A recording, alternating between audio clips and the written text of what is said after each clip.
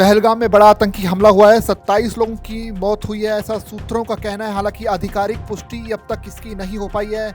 बताया जा रहा है कि नाम और धर्म पूछकर गोलियां मारी गई हैं, ये खबर सामने आ रही है। जम्मू कश्मीर के पहलगाम में आतंकी हमला हुआ है। दोपहर के करीब 3 बजे आतंकी हमला हुआ और ख़ास बात यह है कि जिस जगह पर यह हमला हुआ वो पहलगाम टूरिस्ट प्लेस है। वहाँ पर टूरिस्ट पहुँचे थे घूमने के लिए, घुड़सवारी कर रहे थे, तभी कुछ आतंकी वहाँ पहुँचते हैं। बाकायदा नाम पूछकर, धर्म पूछकर और उसके बाद पैंट उतार कर ये चेक किया जाता है कि किस धर्म के हैं। नाम पूछकर ये कंफर्म किया जाता है कि किस कास्ट से, किस धर्म से बिलोंग करते हैं और उसके बाद गोली मारी जाती है। तो ये एक आतंकी हमला हुआ है जिसके बाद से पूरा देश सन्न है। और जिस तरह से ये हमला हुआ उसके बाद भारत की सरकार काफ़ी ज़्यादा सख्त नज़र आ रही है। हालांकि अभी तक ये बताया जा रहा है कि इस पूरे हमले में 2 लोगों की मौत हुई है और कई जख्मी हैं, लेकिन अपुष्ट सूत्र ये बता रहे हैं, ये दावा कर रहे हैं कि करीब 27 लोगों की मौत इस हमले में हुई है। हालांकि सरकार की तरफ से अभी तक इसकी पुष्टि नहीं की गई है, लेकिन मौके के हालात और अपुष्ट सूत्र इस बात का दावा कर रहे हैं कि 27 लोगों की मौत हुई है। अब खास बात यह है कि ये हमला जिस जगह पर हुआ, पहलगाम, ये पहलगाम जो है अमरनाथ यात्रा के लिहाज से काफ़ी अहम जगह मानी जाती है और अमरनाथ यात्रा जुलाई के महीने में होनी है। बाकायदा उसके लिए रजिस्ट्रेशन की प्रक्रिया है, वो भी चल रही है। जाहिर सी बात है आतंकियों ने एक तो दहशत फैलाने के इरादे से ये हमला किया और दूसरा मकसद साफ था कि पहलगाम में हमला करने का, कि अमरनाथ यात्रा को प्रभावित करना। तो अभी तक की जो जानकारी है उसके मुताबिक यही समझ में आ रहा है कि ये हमला जो है अमरनाथ यात्रा को प्रभावित करने के इरादे से हो रहा था। और ख़ास बात यह है कि हमले की जो इंटेंसिटी थी वो इतनी बड़ी थी कि आप समझिए कि प्रधानमंत्री नरेंद्र मोदी जो है सऊदी अरब के दौरे पर हैं, इस वक्त जद्दाह पहुंचे हुए हैं और हमला होने के बाद उन्होंने सीधा संपर्क साधा गृह मंत्री अमित शाह के साथ, फ़ोन पर उनसे बात की, सीधा उन्हें जो है कश्मीर जाने के लिए बोल दिया।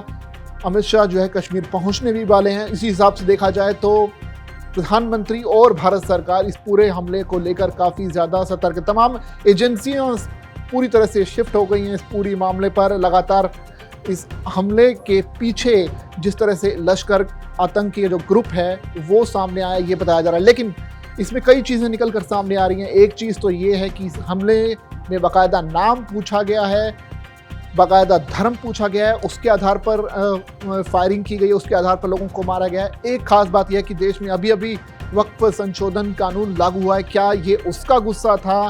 क्या जो अमरनाथ यात्रा शुरू होनी है जुलाई में, उसके से पहले इस तरह का हमला करके दहशत फैलाना मकसद था या फिर कुछ और था? ये फ़िलहाल एजेंसियां जानने की कोशिश कर रही हैं।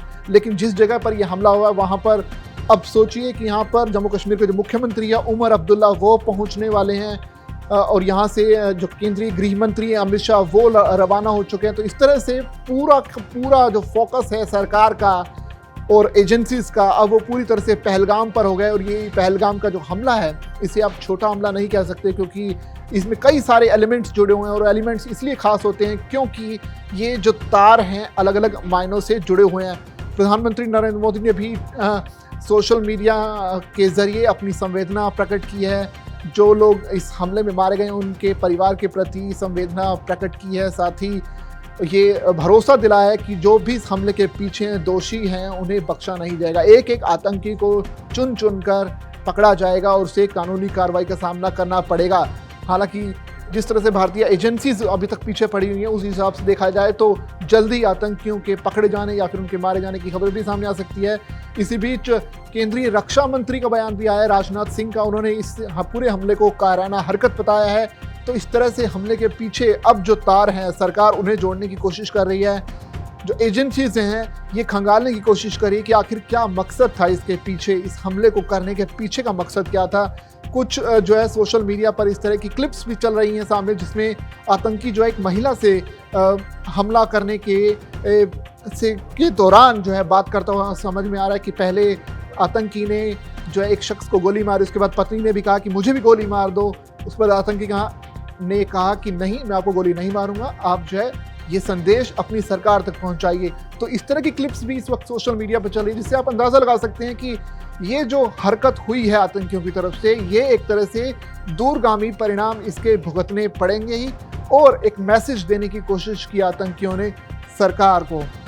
अब सरकार का और जो है सुरक्षा बलों का किस तरह का रिस्पॉन्स रहता है उस पर बिल्कुल सभी की निगाहें होंगी। फिलहाल एजेंसीज यहाँ पूरी तरह से जुड़ चुकी हैं इस हमले को किस तरह से काउंटर करना है, कैसे आतंकियों से निपटना है, वो जो है इस पर पूरी कोशिश है कि किस तरह से आतंकियों को पकड़ना है। पूरे इलाकों को सुरक्षा बलों ने घेर लिया है और जो है लगातार सर्च ऑपरेशन जारी है। लगातार आतंकियों को खोजने की कोशिश हो रही है, लगातार अपडेट्स इस पर सामने आ रहे हैं, क्योंकि एजेंसीज की नज़र इस वक्त इसी चीज़ पर टिकी है कि आतंकी आखिर ये आए कहाँ से और इनका मकसद क्या सिर्फ ये अटैक करना था या फिर इससे बड़ा अटैक करने की भी प्लानिंग थी। लेकिन उस हिसाब से देखा जाए तो एक बड़ा हमला, लगातार इसमें जो मौत का आंकड़ा है वो बढ़ने की आशंका जताई जा रही है। हालांकि अभी तक सरकार की तरफ से ये बताया कि 2 लोगों की मौत हुई है, लेकिन अपुष्ट सूत्र ये दावा कर रहे हैं कि कम से कम 27 लोगों की मौत इस हमले में हो सकती है। हालांकि सरकार की तरफ से अब तक इस पर कोई भी आधिकारिक रूप से बयान जारी नहीं किया गया है, यानी मौत कितनी हुई है ये सरकार की तरफ से अभी तक क्लैरिटी नहीं आ पाई है। लेकिन जो सोर्सेज हैं वो ये दावा कर रहे हैं कि कम से कम 27 लोगों की मौत हुई है और जो मार्मिक वीडियोज़ हैं वो लगातार सामने आ रहे हैं, सोशल मीडिया के जरिए भी सामने आ रहे हैं। इस तरह से सरकार जो है अब इस पूरे हमले को काउंटर करने की कोशिश करिए। लगातार अपडेट्स आप तक पहुंचाते रहेंगे। आप बने रहिए दैनिक जागरण के साथ।